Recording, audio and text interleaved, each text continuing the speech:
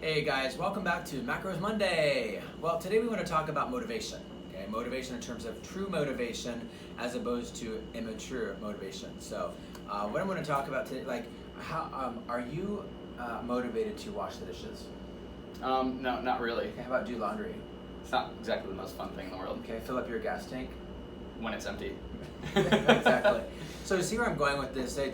We're not always motivated to do those things in life, especially the things you're like, those are going to always be there. But it's important. I want to talk a little bit about today about Joe actually just posted on our story. We posted his InBody. So we're talking about motivating factors here. So let's kind of dive into that. So if you look back at the InBody here, especially from the times that you've had it done in the past and up to now. So this was probably one of your best InBodies you've had in quite a while. Yeah, overall. the only one that's even close to it was a little over 12 months ago, where I was like, so I was 7% body fat and 93 pounds of skeletal muscle mass, which was in 5 weeks down from 10.1% body fat and up from 91 pounds of skeletal muscle mass. So a lot of people say, oh, you can't gain muscle and lose fat at the same time. Well, you can. It's just you have to be committed to it. Yeah. It's called body recomposition. Yeah, and it takes a little extra work in a variety of ways, and if you're interested in how you do that, well, come talk to us. It's what we're here for. But yeah, I mean, it's been 15 months or so since I had anything even close to that. So let's talk about what motivated you to do that. So I know some of the things that actually have occurred over the course of this time, but I'm asking you that. Well, I think the number one thing was I signed up or made the decision kind of in the last 6 weeks or so to like really make a commitment to trying to qualify for Wodapalooza. Okay. And for those of you who aren't maybe aware, the way CrossFit works now is they have these sanctional events, and Wodapalooza is perhaps the most fun one. It's in Miami. It's in the winter. So in Indiana, it's like 4 degrees, while it's in Miami and it's like 80. It's like good motivation to get out of the state.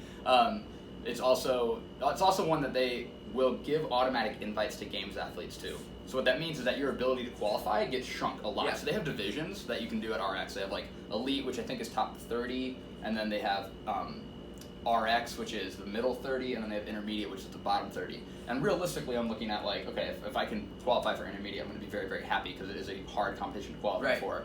I have no ideas that at this point in my career I can just hop in and make an elite competition, but it gave me something to focus on and a competition to prep for, and the qualifier for that is at the end of August. Yes. So I knew I couldn't wait until the end of July to be like, now I'm going to really train and get myself in shape for this. I needed to start months in advance. So that gave me kind of the impetus towards the end of June to be like, all right, I'm going to really start making this like a focus and prioritize this in my day. So let's talk about that. So like there's the motivating factor there. So when you look back, so what have you changed overall to actually help make that InBody? So like, yes, that's motivating, but what have you, let's talk about what you've stuck to. Yeah.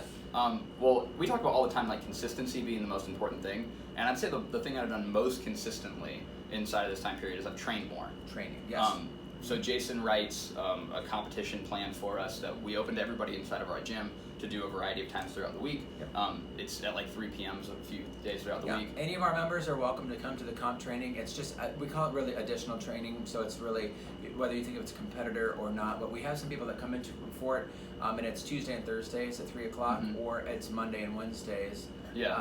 Depending on the time. So I work a full-time job, so it just depends what my schedule looks like. I'm very, very fortunate and blessed that my job is super flexible in terms of it's a results-only work environment. So when you get things done, you're pretty much free to do what you want to do. So I've been able to prioritize my day, get in earlier, work a little bit faster, work a little bit harder, make sure things are done, and then if I'm able to sneak out, I do, or I maybe do it at the end of the day. Correct. Right? So 5:30, 6:30, like maybe off in the corner, maybe outside, just adding in work that maybe in the past I would have been like, oh, I got really busy today, and then I'm just tired at the end of the day, so I'm not going to do it.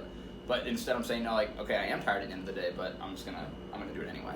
So there's this true commitment here as opposed to that immature commitment of things that get in the way. Because here's the thing, when you look at things in your cupboard, so you open the cupboard and you're like, these cookies are going to go bad. I've got to eat these cookies. Must eat all of the cookies. Yes. That's more of an immature commitment of something. So like, you don't necessarily, the cookies are always going to be there. Whether you throw them away or not and you choose to eat those, there's still going to be some at the store. There's still going to be some that you can make around the holidays. They're always going to be there. Same thing for pizza. It's like, oh my gosh, I haven't had pizza in 2 weeks. I have to have pizza. You don't have to have pizza. you want pizza. Yeah. So there's that difference there. So what are you committing yourself to, and how are you staying on track?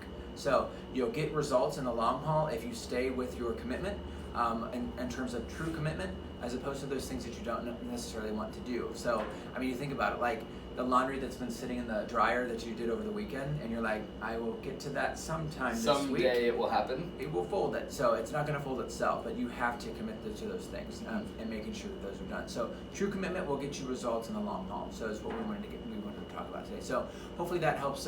What kind of things that you have upcoming? Maybe it's a wedding that you're looking out for in the fall, or maybe it's something that you want to start now for the holidays. You want to get on track so that way the holidays are not a problem. I realize it's kind of scary to talk about the holidays now, but here's the thing. They are right around the corner. When you go into some places, some businesses now, like Hobby Lobby, they've already got their Christmas stuff up, and it's just right now? Shocking to me. Really? Yeah. You walk in the door, and Christmas, like I'm like, wow. Already? You already Yeah. saw it, and they skipped Halloween and Thanksgiving. It's the Christmas stuff's right in front, Oh my right gosh. when you walk in the front doors. Yeah, Amazing. it's already ready to go. Christmas in July. Christmas in July. So yeah, but things just to think about, as you know, because like you said, it's right around the corner. So, all right, guys, well, have an awesome rest of your Monday. We'll come to you next week with some tips and tricks on macros money. Take care. Bye bye.